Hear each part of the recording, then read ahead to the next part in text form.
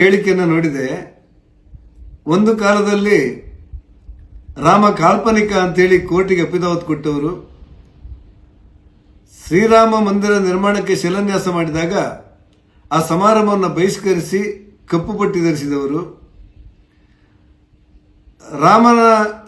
ರಾಮ ಮಂದಿರದ ಶಿಲಾನ್ಯಾಸಕ್ಕೆ ರಕ್ತದ ಓಕುಳಿ ಹರಿಯುತ್ತೆ ಅಂತ ಬೆದರಿಕೆ ಹಾಕಿದವರು, ಆ ಬಾಬರಿ ಮಸೀದಿಯನ್ನು ವಿಸರ್ಜನೆ ಮಾಡುವ ಸಂದರ್ಭದಲ್ಲಿ ರಾಮ ಭಕ್ತರನ್ನು ಗುಂಡಿಟ್ಟು ಕೊಂದು ಸರವು ನದಿಗೆ ಎಸೆದವರು, ಇವತ್ತು ರಾಮನ ಬಗ್ಗೆ ತುಂಬ ಪ್ರೀತಿಯಿಂದ ಮಾತನಾಡುವುದು ಬಹಳ ಒಳ್ಳೆ ಬೆಳವಣಿಗೆ ಅಂತ ಅನಿಸುತ್ತೆ. ಈ ಹಿನ್ನೆಲೆಯಲ್ಲಿ ಶ್ರೀರಾಮ ಮಂದಿರದಲ್ಲಿ ಭಕ್ತರ ಕಾಣಿಕೆ ದುರುಪಯೋಗವಾದ್ದನ್ನು ಇಡೀ ದೇಶದ ಎಲ್ಲ ರಾಮ ಭಕ್ತರು ಖಂಡಿಸಿದ್ದಾರೆ.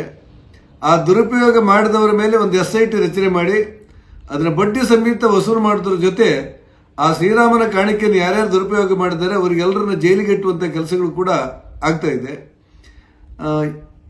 ಉತ್ತರ ಪ್ರದೇಶದ ಮುಖ್ಯಮಂತ್ರಿ ಯೋಗಿ ಆದಿತ್ಯನಾಥ್ರವರು ರಾಮ ಮೆಚ್ಚುವಂಥ ಕೆಲಸವನ್ನು ಮಾಡ್ತಾರೆ ಅಂತ ಹೇಳಿ ಎಲ್ಲ ರಾಮ ಭಕ್ತರಿಗೆ ವಿಶ್ವಾಸ ಇದೆ.